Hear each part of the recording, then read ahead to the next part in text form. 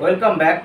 আমরা এসেছি আজকে নতুন একটি ভিডিও নিয়ে, অতি গুরুত্বপূর্ণ এবং সারা জাগানো একটি ভিডিও, সারা পশ্চিমবঙ্গ তোলপাড় করা একটি ভিডিও, একটি ব্রেকিং নিউজ। আজকে 22শে মে 2024 তারিখে মাননীয় কলকাতা হাইকোর্টের ডিভিশন বেঞ্চ একটি রায় ঘোষণা করেছেন। 2010 সালের পর থেকে আজ পর্যন্ত অর্থাৎ 2024 সাল পর্যন্ত যতগুলো ওবিসি সার্টিফিকেট ইস্যু হয়েছে, যতগুলো ওবিসি সার্টিফিকেট বলতে 2010 সালের পর থেকে 2024 সাল পর্যন্ত যে সমস্ত ওবিসি সার্টিফিকেট বা আদার ব্যাকওয়ার্ড ক্লাসেস যে সার্টিফিকেটগুলো ইস্যু হয়েছে, সমস্ত সার্টিফিকেটকে বাতিল ঘোষণা করা হয়েছে এবং সেই সার্টিফিকেটগুলো পরবর্তীতে আর কোনো কাজে ব্যবহার করা যাবে না। সে শিক্ষা কিংবা কোনো চাকরির ক্ষেত্র, উভয় ক্ষেত্রতেই সেগুলো আর কোনোভাবে ব্যবহার করা যাবে না বলে কলকাতা হাইকোর্ট জানিয়েছে। অর্থাৎ শুধুমাত্র শিক্ষা এবং চাকরিই নয়, অন্যান্য যে সামাজিক সুযোগ সুবিধার ক্ষেত্রে যেগুলো ব্যবহার করা হয় সেগুলোও আর ব্যবহার করা যাবে না। তবে এই প্রসঙ্গে কলকাতা হাইকোর্ট একটি গুরুত্বপূর্ণ কথা জানিয়েছে।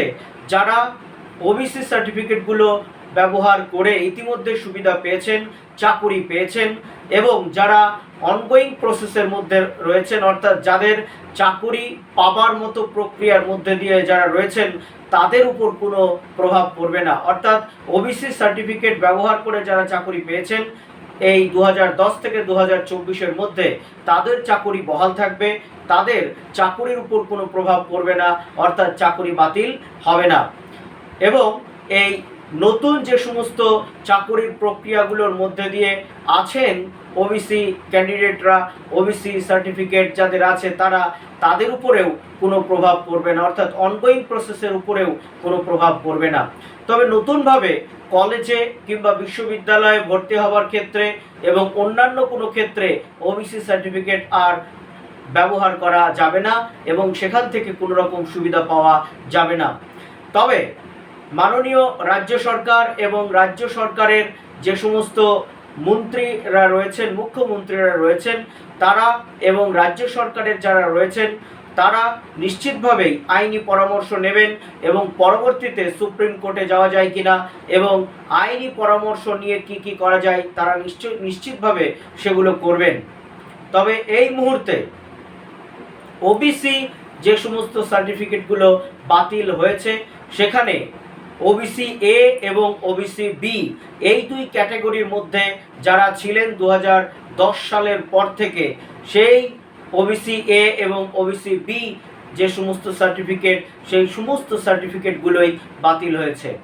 অর্থাৎ 2010 সালের আগে 1993 সালের যে নিয়ম অনুযায়ী যারা ওবিসি তালিকার মধ্যে ছিলেন তাদের ওবিসি সার্টিফিকেট বহাল থাকলো, কিন্তু 2010 সালের পর যারা ওবিসি সার্টিফিকেট পেয়েছেন তাদের ওবিসি সার্টিফিকেট বাতিল বলে ঘোষিত হয়েছে এই মুহূর্তে। এবং আর একটি গুরুত্বপূর্ণ কথা এখানে রয়েছে, সেটি হলো মাননীয় কলকাতা হাইকোর্ট সেই সঙ্গে এটাও জানিয়েছে রাজ্য সরকার নতুনভাবে প্রক্রিয়া করে, কমিশন করে নতুনভাবে তারা কাদের ওবিসি তালিকার মধ্যে অন্তর্ভুক্ত করা যায় সেই সমস্ত বিষয় পর্যালোচনা করবে এবং নতুনভাবে আইন তৈরি করে বিধানসভায় সেটা পাশ করে সব কিছুকে নতুনভাবে করতে হবে। অর্থাৎ রাজ্য সরকারের হাতে অবশ্যই সুযোগ থাকছে এই সমস্যার সমাধানের এবং সেটা নির্দিষ্টভাবে আরও প্রক্রিয়া এবং আইন মেনে।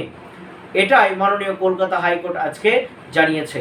এর পরবর্তী যে প্রভাব সেটি ব্যাপক, এ বিষয়ে কোনো সন্দেহ নেই। রাজ্যের উপর কেউ বলছেন, অর্থাৎ যারা তথ্য পেয়েছেন সেই সমস্ত বিষয় থেকে তথ্য পেয়ে জানা যাচ্ছে যে প্রায় 5 লাখের মতো ওবিসি সার্টিফিকেটস এই সময়কালের মধ্যে ইস্যু করা হয়েছে। সেই সমস্ত সার্টিফিকেটসকে অবৈধ ঘোষণা করা হয়েছে আজকের রায়ে। আশা করি পরবর্তীতে নিশ্চিতভাবে রাজ্য সরকার এবং আর যারা রয়েছেন সেই রাজনৈতিক দল তারা বিভিন্নভাবে তাদের স্ট্যান্ড জানাবেন এবং সুপ্রিম কোর্ট কি করে এবং সুপ্রিম কোর্টের কাছে এই বিষয়টি তারাও হয়তো উত্থাপন করবেন, কিংবা রাজ্য সরকারের কাছেও তাদের প্রতিনিধি দল যাবেন, রাজ্য সরকারের সাথেও তারা আলোচনা করবেন। আজকে যারা এই বিষয়টি সম্পর্কে জানছেন, বুঝছেন, তারা বুঝে নিন, ভালো করে জেনে নিন। আপনি এতদিন ওবিসি হিসেবে যে সমস্ত সুযোগ সুবিধাগুলো পাচ্ছিলেন, ওবিসি হিসাবে যে ভাবে বেনিফিটেড হচ্ছিলেন, সেইগুলো আপাতত পাওয়া থেকে আপনি বঞ্চিত হবেন। তাই আপনি বঞ্চিত হচ্ছেন অধিকার থেকে, এবং আপনি হয়তো আর্থিকভাবে ভীষণভাবে পিছিয়ে পড়া, সে বিভিন্ন শ্রেণীর মানুষ যারা আর্থিকভাবে ভীষণভাবে পিছিয়ে পড়া, তাদের পেটেও লাথি পড়ল, তারাও ভীষণভাবে ক্ষতিগ্রস্ত হবেন। ভারতবর্ষের আইন ব্যবস্থার উপর আমাদের ভরসা, বিশ্বাস সব কিছু রয়েছে। আশা করি সর্বোচ্চ ন্যায়ালয় এবং আমাদের আর যে সমস্ত দিকগুলো রয়েছে, সেই সর্বোচ্চ ন্যায়ালয়ে এই বিষয়ে সুবিচার হবে এবং সার্বিকভাবে মানুষ ক্ষতিগ্রস্ত হবেন না। আজকের ভিডিও এই পর্যন্ত।